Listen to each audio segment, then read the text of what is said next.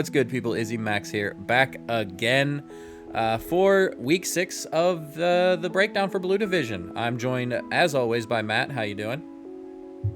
Doing well. This is round 3 trying to do this, but we got a good set of matches this week. All of them ended really close. They all ended in 3 games. So without further ado, these are the Mons that we're going to showcase today, if that tells you anything. So we'll start with our first one, and this is going to be Dark versus Burst. So Matt, why don't you go ahead and take this one, and just tell me what you think about this.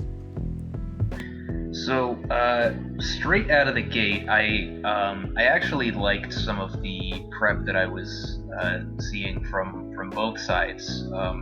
Dark actually came out with a Milotic and Corviknight, which are kind of the two main stops to the horse. So it's good that he identified that, because he's got some stuff that is that doesn't really like the horse as much. If you can set your groom up and get that thing rolling, there are a lot of mons that that really don't want to deal with it. Squirtle helps as well, but I like to see those other two come out first, and then Burst also has the horse here, knowing that there's a lot of stuff that you can hit pretty well if the horse kind of gets the ball rolling. And he also has the Rotom here, which he used as a max option actually in game 1, which is great for hitting the things that are going to be good at slowing down Glastrier's momentum. So I like the combination of those two things here, since the Rotom can just bop the Squirtle and the Milotic and the Corviknight. So that was all good. I also I kind of liked the Perish Song on Politoed too for this matchup specifically, because you have some potential like Iron Defense boosting the Corviknight or Coil boosting Milotic that they also have recovery moves. They're going to be able to sit around and just bulk it out and stall and make sure the horse can't pick up a lot of kills. So I like some of that prep from both sides. And like I said, game 1, we see those 2 electric weak horse stoppers come out, and then the max option ends up being Rotom. Burst did pretty well with the max Rotom in game 1. Unfortunately for Burst, things take a bit of a turn in the next 2 games, and this is where we see the Belly Drum Slurpuff come out from Dark's end. I think Burst made a good decision in game 2, trying to Perish Song the Slurpuff, so it wasn't able to stay out there as long. It wasn't really a viable max option with a Perish counter on it, but it still was allowed to do way too much damage. And I think Burst in game 2 made a couple of pretty crucial mistakes. I mean, there was one turn where he kind of wasted a turn of max by max guarding when he could have just protected and potentially even activated his own weakness policy from like a Slurpuff max knuckle through protect or something. I guess not the Slurpuff, but probably the Goodra. And then he also clicked Hailstorm into the Slurpuff when it was about to die from Perish Song at the end of the turn, which seemed weird. I don't know why you don't just go for a max knuckle and get the same +1 attack and get some damage onto Squirtle. That seemed weird. So he just really didn't get much out of his max. And I think the Rotom also died pretty early, so he just had very little very little offense there. And that was kind of his demise in game 2. And game 3 seemed a little bit weirder, because he managed the Slurpuff a lot worse. The Slurpuff was just allowed to sit there for the entire game and just do damage. It never even got a Perish Song on it. I don't know if it actually took an attack the entire game, and it was just able to blow shit up the whole time, and that was that. So what do you think about this one? Yeah, so you broke down the game really well. I'm going to talk more about prep. Dark played very well with the 6 that he brought. Game 1, his lead was to counter the horse lead, and once he realized, hey, this isn't horse, I'm not going to be switching around trying to get the horse, he told me he just went into a scouting mode. just figuring out, items, move sets, calcs, and all that, which it's a smart play when you hard lead into something and you don't end up seeing it that turn 1, especially with the 2 bulky mons that he had on the field. So I get that, but we before recording, me and Matt also dissected this and realized this is the same 6 from 2 weeks ago. Yeah, and it didn't seem that way immediately when watching the battle, unless you have a previous paste of his in front of you, because I'm looking at Coil my Lodic and I'm thinking, oh yeah, that's good for that's good Glacier prep, right? That made sense to me. This seems like a decent 6 for dealing with Glacier, especially belly drum fighting move on the Slurpuff. Right. Yeah. AV on the Gudra, taking less from the special dragon moves and the Rotom. Yeah, it all makes sense, but it looks like it's the exact 6. But on Burst side, double check your mons, don't gen last minute. You realize that the Aromatisse didn't have Trick Room on it, which should be like the first move on the list. Yeah, I mean, we've talked about this kind of thing numerous times when somebody's had a genning error or something, something. Maybe he just forgot to put the move into Showdown. I don't know. But gen them early. As soon as you're done double building. Check. Yes. You check your mons every week.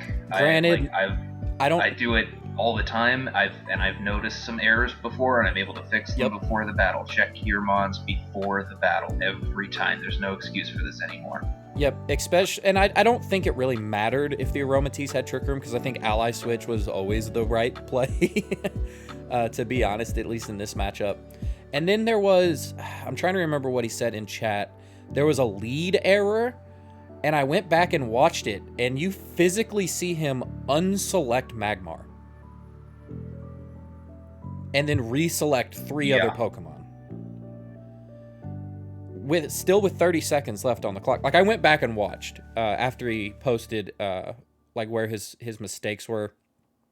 And I know he said one was like a misprep, which would have been, or a misgen, which would have been the Aromatisse. And he said one was a misclick, which I guess was the Magmar.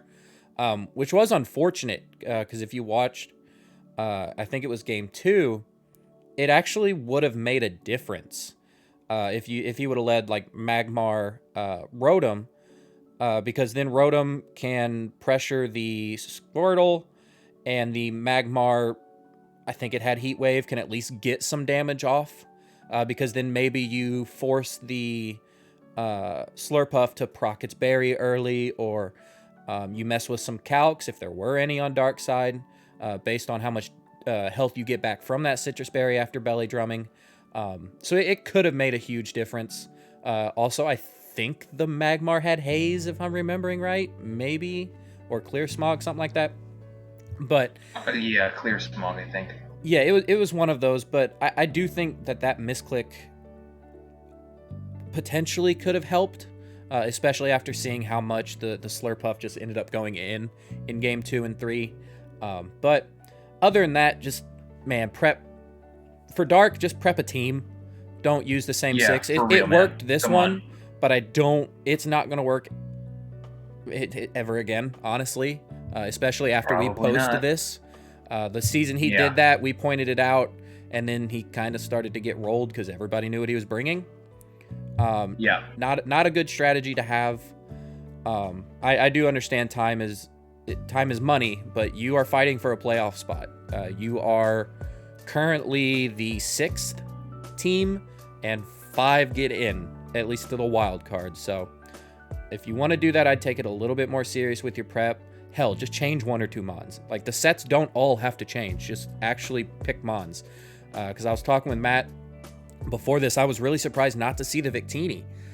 Yes, Burst has a rain mode, but Victini gets Dazzling Gleam, Bolt Strike, Fusion Bolt, Fusion Flare.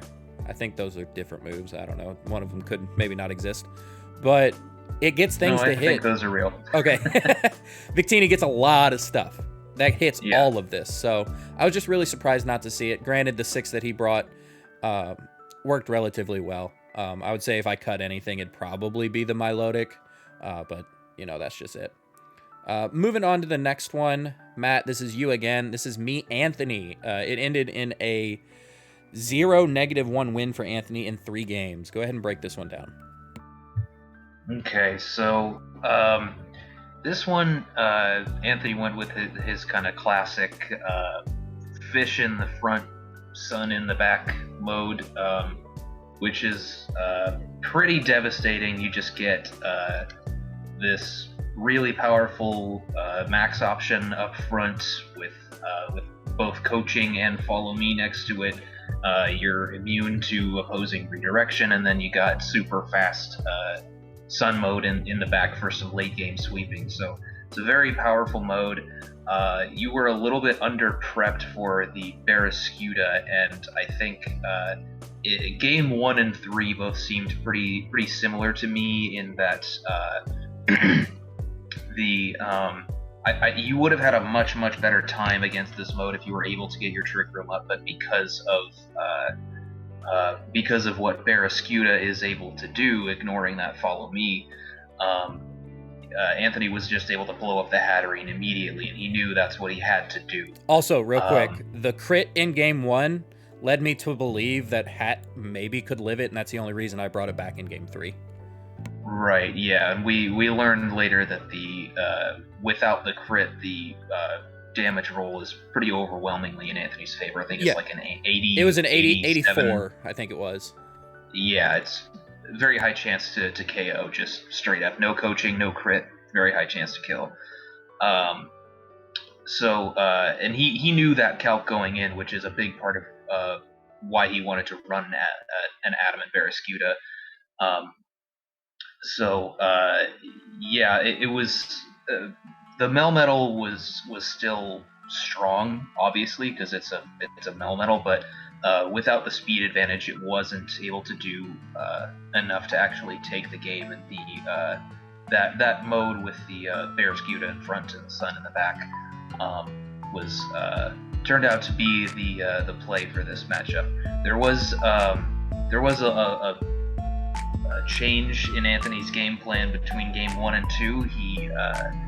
He got a little cute with the greeted there, but with your when you saw the greeted and saw what it wanted to do, and you were aware that you just shouldn't set up trick room against it. The Melmetal steel spiking made you fat enough to take hits from that thing even at +6, and so you were able to deal with it pretty well. And then he correctly pivoted back to his winning mode there. So, and I was a modest away from winning game 3. Yeah, I mean that's when you have 2 good players going up against each other, that's bound to happen. One small decision, whether it's in prep, team building, or a different move you decided to click, whatever. It's sometimes you have those small decisions that decide the battle. I don't even think your timid Como was an incorrect decision at all. At +1, I outsped Adamant Dragapult. At +1, you can Como should be able to outspeed Jolly Dragapult even. I wasn't max speed. Okay. I had so I'm gonna jump in real quick. The calc on the Como, I had enough HP with the Haban Berry to both take a max worm win and Clangorous Soul, and I'd still have 10 HP or 10%. Okay. And then I one-shot everything at +1. Yeah, I mean that's like I said. I don't even think that's a bad decision, especially because of I agree. At first glance, Dragapult does look like it has a really good matchup into you. We make the decisions where they make, and the W falls where it falls. So it happens. Yeah, so you only talked about Anthony. I'll talk about my prep then. That's fine. So I was It's easier for me to. I'm more privy to his side of things. So it's easier for me to do that. So I was bouncing back and forth between, because you kind of have to pick one. The Sun mode's coming. Riolu's coming. I knew a form of Trick Room was coming, so that just left that one slot. Was it Barraskewda or was it Dragapult? and both of them require different prep. If I knew it was Barraskewda, Electivire was not carrying Follow Me. It wasn't even running the set I was running. So seeing that my team is so physically offensive, I figured the Max Dragon attack drops were going to be huge in neutering things like Mamoswine and Como-O, and Melmetal. And that's kind of just where I put my eggs. I guessed it right. There was a Sun Mode, there was a form of Trick Room, there was Riolu, but the one Mon that I said I'm gonna lean Dragapult ended up being really detrimental. Granted, in Game 3 there was a huge misplay on my part. I got a little scatterbrain due to the timer, and I clicked Trick onto the Riolu, already knowing that I already procced its Sash. It was going to go into the Barraskewda. I was tricking the Barraskewda, thinking that, okay, last time he's seen the Purloin, he double protect, or he at least protected the Riolu. And I knew both Mons had protect, so I had to guess, okay, do I fake out the Riolu and die anyway, or do I attempt to get this trick off into the Barraskewda and take its life orb?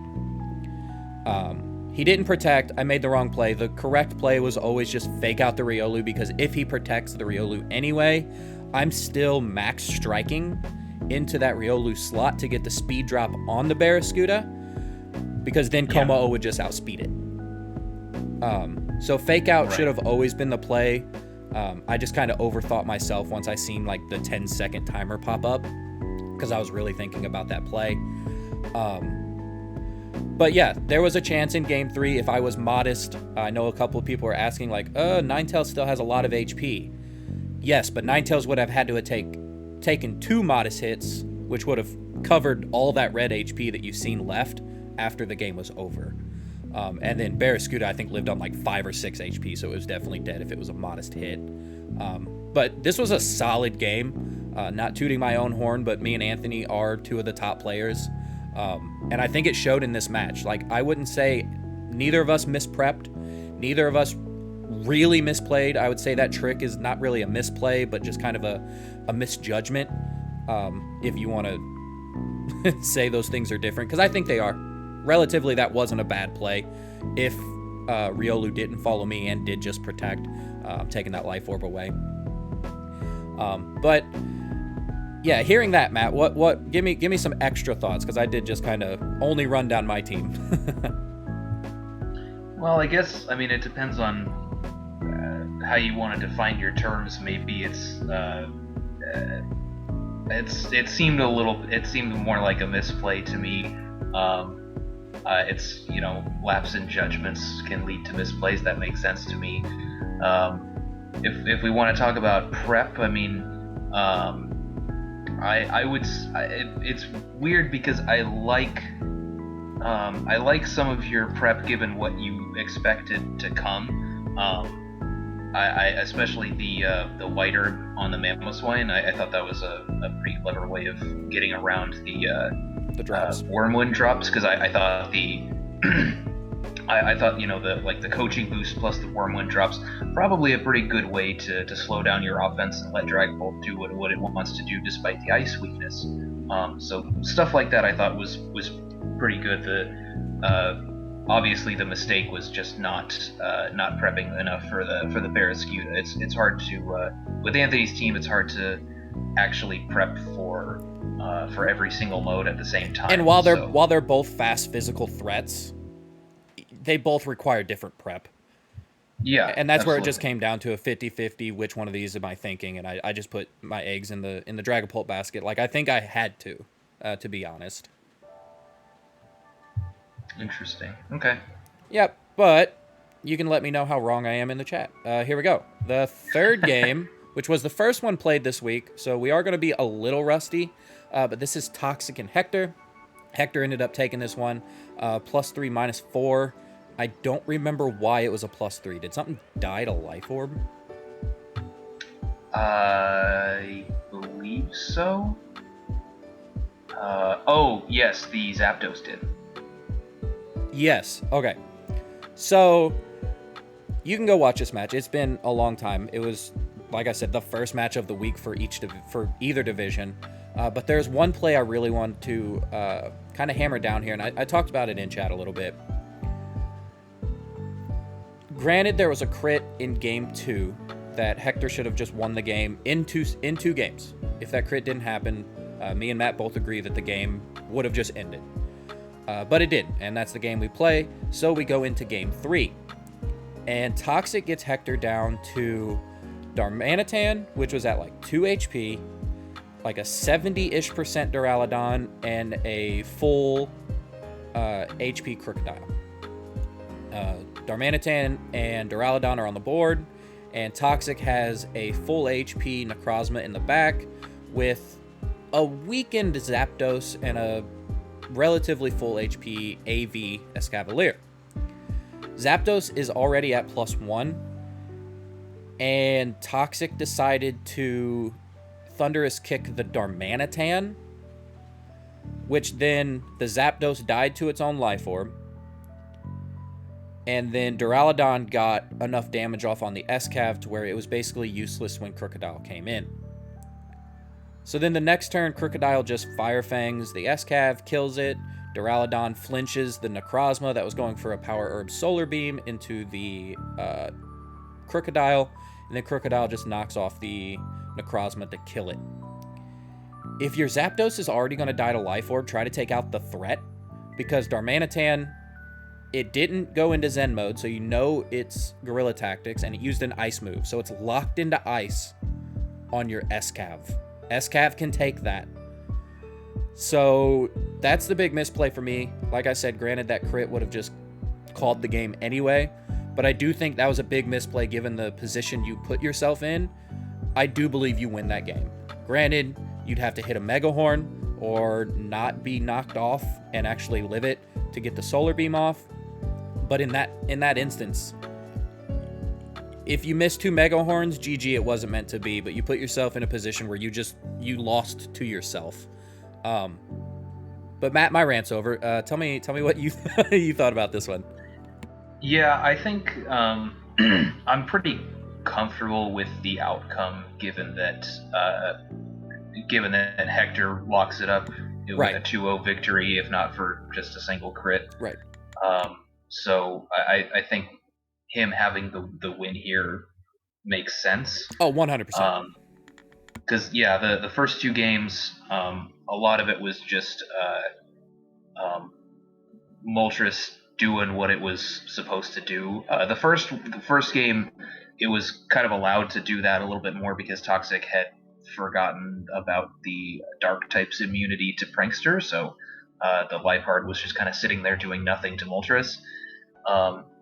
Game 2, he pivoted over to Trick Room, which I think was a better attempt at dealing with the Moltres, but with the support that Hector had, it was going to be very difficult for him to win without that crit, because Blastoise just lives the max bug and then takes the Arctozolt's attack, and then a +1 Moltres should pretty easily take out the Arctozolt there. So. And then of course game 3, we just talked about game 3. Game 3 was a little bit messy on both sides. I think there was some targeting issues from both players here, but like I said, I think I'm comfortable with the outcome given the way that the first 2 games had gone. Yeah, no, 100%. I 100% agree with you. I just thought, it's the game we play. Crits, misses, flinches are going to happen. In game 3, Toxic definitely had put himself in a position to win, and I think he just kind of shit it away himself. So yeah, Toxic, quit being down on yourself, man. You're not a bad player. Shit. But yeah, that's going to do it for us. This is a short week. Next week is the same. We have 2 more weeks of buys. I believe so, yeah. Yeah, so 2 more short weeks, and then we'll have a full week, and then we go into our last out-of-conference match. So the season's wrapping up pretty quick. Next week, while it's not a divisional PR, I will probably have the projected playoff outcomes, just to give us something a little more to talk about. But any final words on any of these games or the week in general, just anything?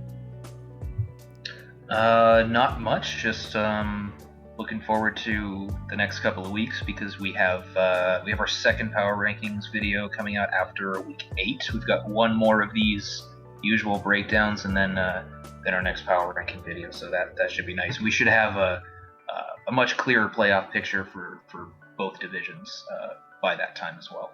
Yeah, I'm gonna say it. Red division or blue division, top 3 is kind of looking locked. So those middle people, for the most part, yeah, really start fighting, because it is really anybody's game from 4 to 7, 4 to 8. There are 8 teams, 4 to 8. Yeah. So keep fighting. Don't give up, and we'll see you guys in the next one. Peace. Hey guys, what's going on? It's Dan, and I am joined by Ryan for the MDL Season 4 Week 6 Red Division recap. How are you doing, Ryan?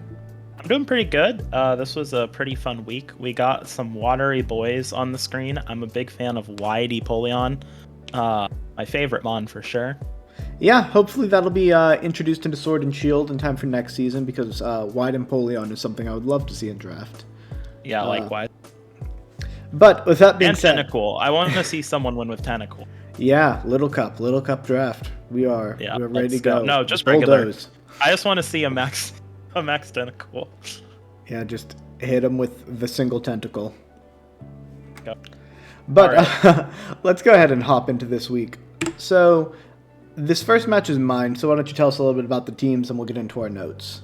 Yeah, so we kind of see, honestly, pretty standard at this point, mostly teams from these two, with the exception of the Rose Raid from Johnny, which is picked up. But we've seen his pre-transaction grass type did come a lot. I don't remember off the top of my head. Was it the Lilligant? Yeah, Lilligant came, I think, a few times. So we see his new grass type kind of getting some play here, but otherwise, it's mostly the mons that we've been seeing these coaches bring. Johnny's been getting a lot of use out of that Gothitelle, Thunder, Marshadow kind of core. Dan, this is pretty much your core 6, I'd say. I think this is only the second time I brought Magmortar. Yeah, but I feel like Magmortar's a key part of the team to an extent. But yeah, I'd say of those, the Magmortar and maybe Sylvally are the ones that I didn't expect to see. But otherwise, I mean, the mons that you brought make a lot of sense in a team. The Kiram and the Primarina in particular look very threatening into basically everything. So, yeah, they're very... Yeah, Kiram and Primarina are very synergistic, but I'll let you take the breakdown first. Yeah, so Dan, on my own notes, before I got to typing, wrote fuck Sableye. He wrote it, I didn't, but I'm going to keep it, because I do really dislike Sableye. I will say the Encore was a really, really great tech to kind of shut down the Thunderous. I was a big fan of that. I really liked the Ally Switch on the Goth this game that Johnny brought. Sometimes Ally Switch feels like one of those moves that... it's a little like save or suck, as it were. Sometimes it can save a match, sometimes it ends up sucking and it's not as good. I think into you it made a lot of sense because you had really good threats to super effectively hit a lot of his targets, and Goth had nice defensive synergy to potentially give him better outs, I think. I'm not really sure what Johnny's general plan was regarding speed this game. Because he generally does outspeed your team. Most of his team does have higher overall speed stats than yours, but you have pretty consistent Tailwind, and your Trick Room mode isn't awful. I'm just kind of... I wasn't sure what his plan was other than click T-Wave with the Thunderous to kind of maintain speed control, because to me that was the big thing that kind of won you the game, was that you set Tailwind with Sylvally both games, which really lets you get that momentum. I'm not going to be too mean about Johnny for the Hydro Cannon thing. I've been there, done that, live and learn. Now, for future sets, especially with a mon like Rhyperior. With something like a Rhyperior, I would always calc for whatever the fattest thing you can find is, especially because now we can use Showdown. Find the highest base power thing. If I remember when I played Burst, I was calcing... I don't remember what the Pokemon... Oh, it was like Registeel. I was counting Steel Beam because it was the thing that hit it the hardest. So always just look out for that, especially when you have him on the Solid Rock, but I'm not worried about that. I really liked the Roserade pivot game 2, and I really liked your physical Kiram as well. That was, I think, a good call. You've brought it a few times, but I actually have been pretty impressed with how well Kiram's done as a physical threat when you typically look at its spread and you think it's going to be more special oriented. So yeah, there's not actually a ton to this game at the end of the day, though. It was a 2-game set. Both games felt pretty strong for Dan overall, I'd say. There was never a point in which I felt like Johnny had some good turns that caught you, I think, by surprise, but there was never anything where I felt like the momentum really substantially shifted away. I never felt like you were out of it at any point. Mm-hmm. So that's kind of my thoughts on this game. Yeah, what do you got? I've got some similar ones. One thing I didn't write, but I just thought of, this is what my team functions like if I hit Will-O-Wisp. Yeah. Which, man, I missed my first 4 Will-O-Wisps this season. But moving on from that, my threats are threatening. I know that seems kind of redundant, but in terms of max damage output, Kiram and Primarina both have immense potential damage output. If you can get them with advantageous speed advantage, they can just start snowballing really quickly. And I don't know if Johnny ever identified the Kiram as a physical set instead of a special set. I'm not sure it would have mattered at any point, but just listening to his commentary, he was talking about having special bulk on the Roserade. Yeah, I got that too. I was like, when the Hailstorm KO'd, I was like, I actually had the same thought, because when I saw it KO live, I was like, oh, he's running physical Kiram, he's got to be, because I know Roserade has a pretty good natural SPDF stat. Even from Kiram, I think it would have lived special Ice Beam, that sort of thing. Yeah, I didn't calc that because I was running the physical I haven't set, either, but I'm just from what I remember of using Roserade in the past, that would be my assumption. Yeah, I did really like the Roserade set. I thought it was probably the best thing he brought. I was a big fan of it. Pretty bulky Silvally this week, to the point where I didn't think I'd get KO'd in game 2 with it, but the Roserade was able to just take it out with the Life Orb. Might have ended up in my favor because I got a free switch in, but man, I'm so glad I quashed the Roserade instead of the Thunderous. Yeah, that could have been really bad. Yeah. And then Johnny, after the game, told me that he called the Fairy Silvally, and that's why he had Rosalie Berry on the Marsh Hat. I'm like, that is a huge, big brain, Galaxy Brain calling the Silvally type. It was. I actually, he commented that in the video too, and I would like to give him props for that. Calling the Silvally always feels really good. I've never done it. I'd like to imagine it always feels good. I've never had the experience to know whether or not that feels good, but man, just seeing it come out and be like, yep, that's what I thought it was going to be. It's gotta be. That was cool. It's gotta be huge. Yeah, beyond that, it just felt kind of like one of my games last season where I set Tailwind, Max Primarina, and then say beat me. And then it either happens or it doesn't. Yeah.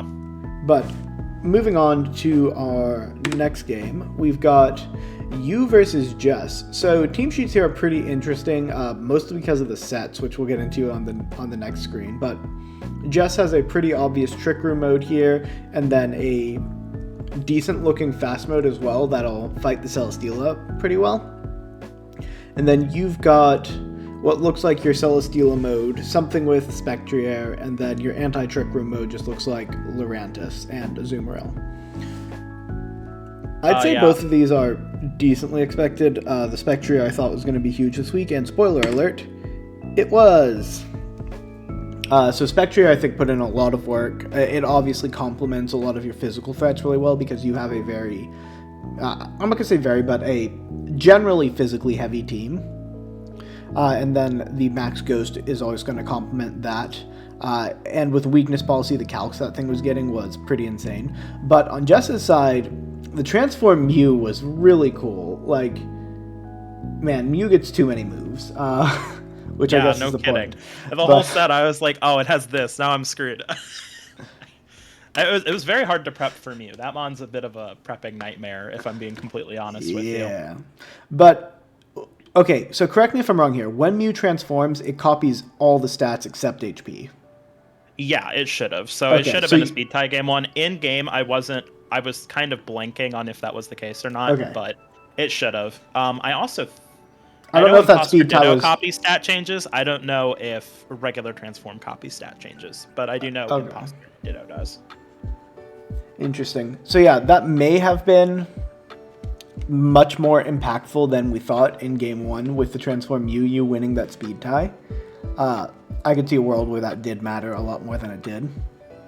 But the game 3 pivot for you to Lurantis I thought was really, really good, and Lurantis is bulky enough to survive, Flare Blitz from you, because that makes sense.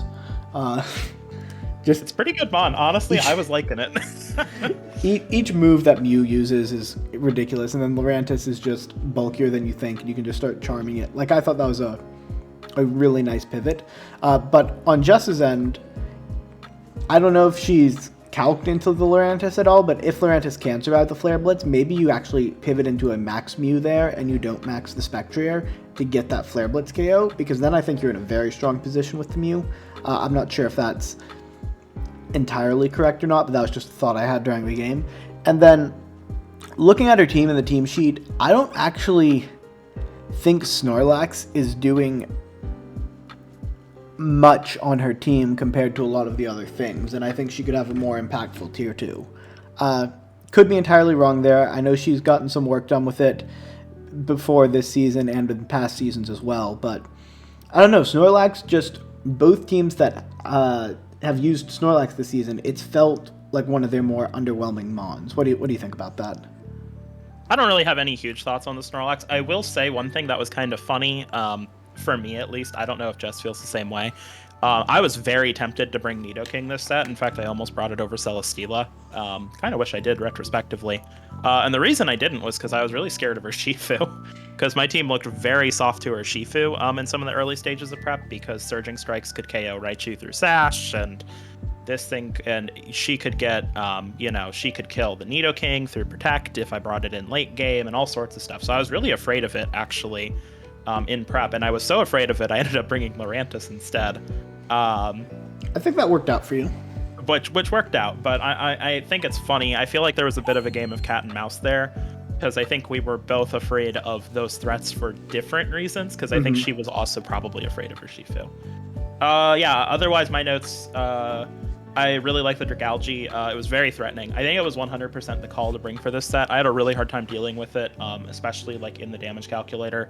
The only thing that I really had that like cleanly could beat it would have been like Max Celesteela with Quake Wakanberry, which is what I brought, but I never felt comfortable using that. I really liked her game 2 a lot. Just really, my game 2 plan was basically see if I can get the same thing to go off, and I think Jess spent a good chunk of game 1 planning her game 2 out, and she absolutely smoked me. I was very happy, though, with my own game 3 adjustment to the Lurantis. I thought that was fun, and I'm glad I got to bring it. I've been wanting to bring it all season. I saw it do really well in GLDL when El Flamingo had it. I actually DM'd him that I was using it this week. And I'm excited that it finally got to do something. I don't know if it's going to keep coming, but it was definitely a fun mon to finally get to use. So. Yep, and then we only have one more game this week because we are still in the middle of bye season, but we have Raz taking a +5 win over Noah. What do you think of the teams they brought? Pretty for Raz, this is his core, 6. Noah's team is definitely, I think, a little more. He brought some new stuff. He brought the Galarian Corsola, which I kind of was expecting to see hit the field, because it actually can deal with the Metagross and the Marowak pretty well. Mostly just by just being annoying. Like Strength Sap Will-O-Wisp stuff can just shut those mons down. Obviously, Metagross has Clear Body, but that also means that's in a free continuous full heal for Galarian Corsola. I don't know if that's the set he brought, though. I haven't checked his pace, or I don't remember his pace, because I did check it. But if he sent it. But regardless of that I feel like is actually a pretty strong bring. I'm a big fan of the Alcremie and the Umbreon here as well. I know Raz was very afraid of the Umbreon. I think that was a good bring. We see the Sand Mode and the Gara come out, which I think are good. On Raz's end, I mean, I think this is kind of the core of his team, but it's a really strong core. And I think it's really hard for Noah to actually stop parts of it with what Raz brought, which we kind of see with the big +5 win in Raz's favor. So we can kind of jump into the game. Yeah, absolutely. I'll let you take this one first. Oh, I have a lot of notes. Okay, cool. I actually really like the Rain Dance tech on the Torn. I think that was super smart. Having Prankster Rain Dance is always good into a team like Noah's. Game 1 was interesting because it felt like Noah was making some good calls, some good reads for a lot of early game. And I felt like at times he didn't ever really feel out of it. And then Raz called the Alcremie switch in with the Iron Head, and just super good. I also really liked him preserving the Torn and actually hard switching in Metagross there.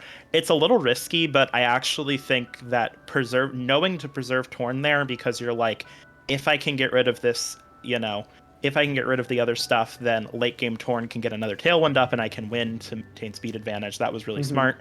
I really also, on Raz's end, really liked seeing him pause on his turns. Raz stopped himself before confirming anything frequently. He was very thoughtful about what he was going to do next, which is something we've seen a lot of improvement on Raz's end, and he is continuously getting better at it. I really, really loved his play this entire set, honestly. I think this is a really, really clean game on his end. On Noah's side, I actually really liked Moxie Gyarados. I think it didn't really get to showcase it, but Moxie Gyarados actually had a ton of potential in this matchup. If he had gotten a Airstream off, and if he had gotten to +1 with it, and then had clicked some Max Geysers into a lot of Raz's other threats, like on paper, especially with the crunch, it actually kind of wrecks a lot of Raz's team. And with Raz going typically for a later game Metagross, like if you have like a +2 Gyarados on the field or whatever, hitting like the Max Darkness, that could have potentially had some good like late game potential into Metagross, like how Raz has been bringing it. So I think that was a really good call that just didn't get really to shine. Game 2, I really like the Brutal Swing to kill the T-Tar, guaranteed. Losing the Keldeo there, on the whole, Noah's Dynamax play was way too defensive. He really should have been trying to make some reads and try to punish Raz a little more. He max guarded like 4 of his 6 turn of max, and he went for double max guard as well. He also maxed out Alcremie, which game 1, which I don't know if I 100% agree with. I felt like there were much better max options, and maxing like turn 1 with an Alcremie just felt pretty weird since it wasn't really getting any other kind of support. We call that the Ryan side of the Ryan Dan max dichotomy. Yeah, I wasn't sure how I felt about that. And okay, this one's very much a tangent, but I would like to go off on it slightly. So after the game, we saw Noah typed in the Discord, standard GG's to Raz, which is all good stuff, and said, the format's not for him, it feels pretty luck-based. And I really, at first, I just thought I hadn't watched the game yet, so I thought I was in for a very hacksy set.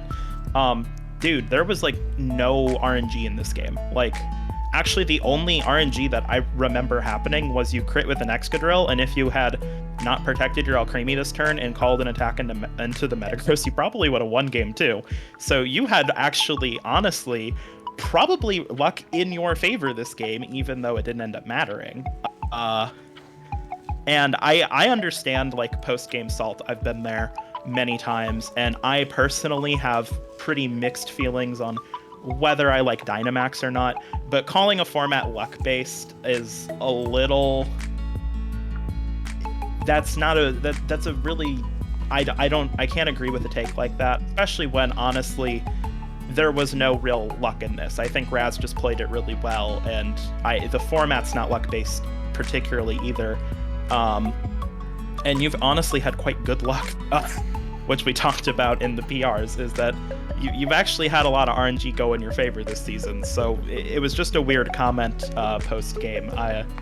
Not really trying to do a call-out post here, but just, I know it's tempting to go for the keyboard after a game, but be kind of careful about what you say. Dan, what do you got? Yeah, so I'll go back to the play of the game. I think for Raz, not getting tilted after a rough couple early turns was a major improvement, and I think he's had a lot of improvements as a player so far. I'm sorry if my voice cuts in and out. I have a dog actively trying to lick my face while I'm talking. But Raz has definitely improved substantially since the first time any of us played with him was me season 2 of the VBA, and his level of play is dramatically better than we've seen in any of the leagues we've been in him with him before. And I think it is not getting tilted if he has one turn go bad early, looking for a way to get out, thinking about the end game, slowing down his plays. Like, these are all minor improvements that are adding up to a much more formidable player at this point in the league than he's been at any point in any league so far. So big kudos to Raz for the major improvements. Something like that brutal swing secret sword tech into the T-Tar, like, yeah, that's going to take a couple seconds to think through and figure it out because you identified the scar or the sash on it early. And then when you figure it out, it takes a couple more seconds to be like, okay, do I really want to do this? And he took the time to think through it and didn't. I thought that was a fantastic play. Yeah, I'd agree. I think his play this has really skyrocketed in MDL so far. So we definitely want to compliment his very good play. Yeah, and then he executed his end games this week very, very well in both games. I especially like the turn where he protected an extra turn on, I think it was the Metagross, to make sure that they didn't both die to an Earthquake which hadn't been revealed, so he can Tailwind the Torn on the switch in case that's the case, if that Excadrill is faster under Sand, even though both of his things are under Tailwind. And then later he realized, oh yeah, I could have just Brutal Swinged with the Torn and that would have been fine as well. But that kind of recognition I thought was huge in terms of thinking like, okay, how do I not lose this game that I've basically wrapped up? How do I not throw? And again, that speaks to improvement as a player. But then on Noah's side, he just seemed to really struggle with Regidrago plus Metagross as a combo. And yeah, it's a really strong combo, but I don't know what his best answer to it was that he brought. It might have been the Gyarados, it might have been Alchemy plus Excadrill, but I don't know. It just seemed like he wasn't ready for the big threats that Raz has. Well, it's weird because I feel like he brought them in preview. I feel like I actually think the Corsola Umbreon could have potentially. Yeah, Corsola could have been huge. Yeah, could have potentially handled them, and he just didn't pivot into that side of his prep, which I think you definitely do after that game 1. But yeah, that was our last game this week. Any closing thoughts before we wrap it up? Yeah, pretty good week. Not a whole lot to say. The shorter breakdowns that are happening because of bye weeks are kind of nice. It lets us kind of dig into the games a little more. Hope everybody's been enjoying our breakdowns this season. We're going to just kind of keep on keeping on for the rest of the season. Looking forward to kind of seeing how things close out. Yeah, absolutely. So thank you guys all for tuning in, and we'll see you next time. Bye.